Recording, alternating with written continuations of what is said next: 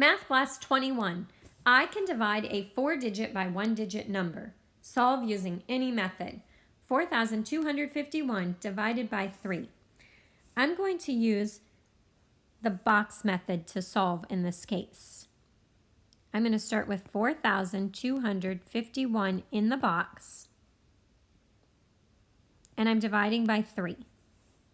Now, I know that 1 3 is 3. That's not even close to what I have in my box. 10 threes is 30. 100 threes is 300. 1,000 threes is 3,000. I'm going to go with that to start with. 1,000 groups of 3 is 3,000. That's what we're going to pull out of the box. I'm left with 1,251. That's my new box. Now again, I know 1 3 is 3, 10 threes is 30, 100 threes is 300. So let's go with 100. 100 groups of 3 is 300 that we're taking out of the box. Subtract 300 from our 1,251. We're going to have 12 minus 3. So 951 is what's left in the box. I could go with another 100 groups of 3 because that's 300. But I know then that 300 groups of 3 would be 900. So I'll take that 900 away from my 951 I started with in that box. And now I'm left with 51 in the box. Well, 10 threes is 30. So we could take 10 groups of 3 out, subtract the 30, and we're left with 21. Now here I know a basic fact that gives me 21. 7 groups of 3 is 21. And so if I take that out, I'm left with nothing. And now if I add all the parts to my quotient here, I have 1,000 plus 100 plus 300 plus 10 plus 7. And so the answer would be 1,417. That's the quotient, the answer to our division problem. I can add and subtract mixed numbers. Add, show your work. 3 1/4 plus 2 1/4. Well, 3 wholes plus 2 wholes is 5 wholes. And if I were to have 1/4, so 1 out of 4 parts of a whole, and I add in another 1/4, then I end up with 2/4 of another whole. So 5 2/4 is the sum. Subtract, show your work. 2 5/8 minus 1 3/8. So here I'm going to start with my wholes as well. Sometimes we have to rename our wholes to get enough fractional parts to subtract, right? So here we have 2 5/8. So I'm going to have each whole broken into 8 equal parts.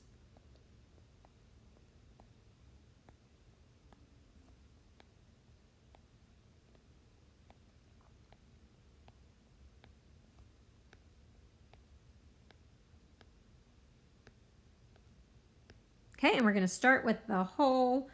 Let's shade in all of this.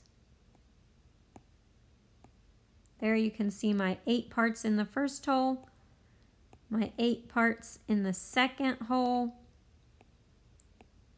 and 5/8 of the third hole. Now we're going to subtract, so we're going to take away here.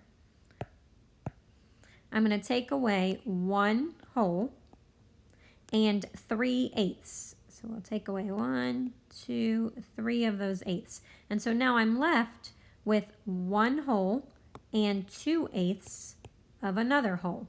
So 1 2/8 is the difference, the answer to the subtraction problem here.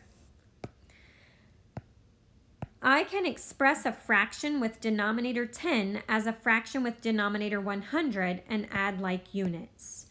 So express the fraction with denominator 10 as an equivalent fraction with denominator 100, then add the fractions. So 3/10 Notice I have 10 equal parts in the whole here. I'm going to shade in 3 of those. Now, if I want to change those to become hundredths, what I'm going to do is break each one of those tenths into 10 parts.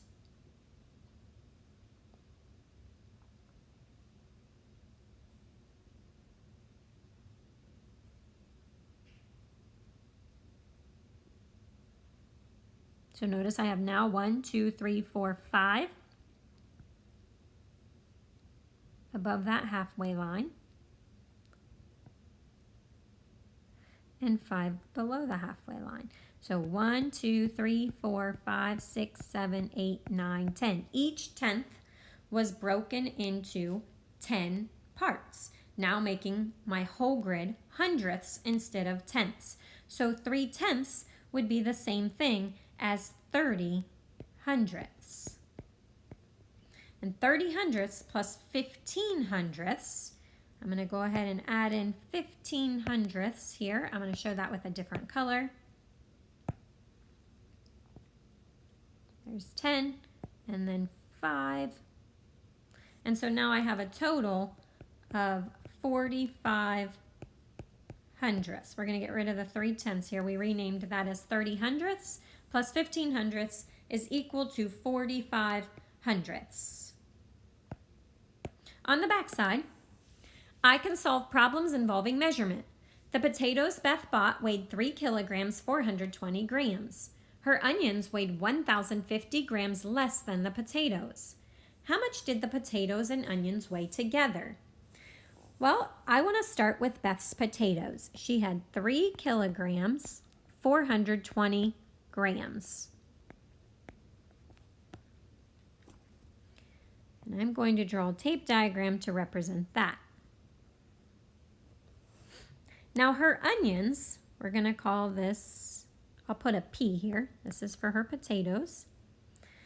Her onions, so we're going to put an O here, weighed 1,050 grams less than the potatoes. So we're going to take some away here. And this part that's being taken away is 1,050 grams. So whatever's left here is for the onions. And that's what we're going to try to figure out first. That's a subtraction problem. 3 kilograms, I can show that as 3,000 grams with 420 grams. So we know 3 kilograms is equal to 3,000 grams. And that's why we can write the 3 kilograms, 420 grams as 3,420 grams. We're subtracting the 1,050 grams, and we're going to find what the onions weigh.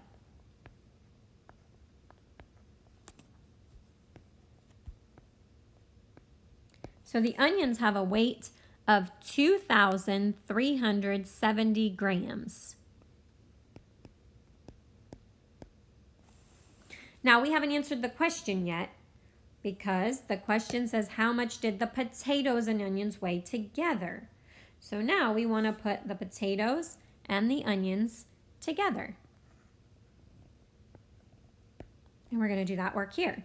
We're going to add 3,420 grams for the potatoes plus the 2,370 grams that we found the onions to weigh. And we get 5,790 grams. I can classify triangles by sides and angles. Circle the acute isosceles triangle below. So acute means all the angles in the triangle are going to be less than 90 degrees. Here I see I have a right angle. And here it looks like my angle is obtuse. In this triangle, I have all acute angles. All 3 angles are less than 90. And I have 2 sides that are equal, which makes it isosceles. So here is our acute isosceles triangle. Put an X on the right scaling triangle. So here I have my right angle. No sides are equal, so that's our right scaling triangle. That's all for today, math friends.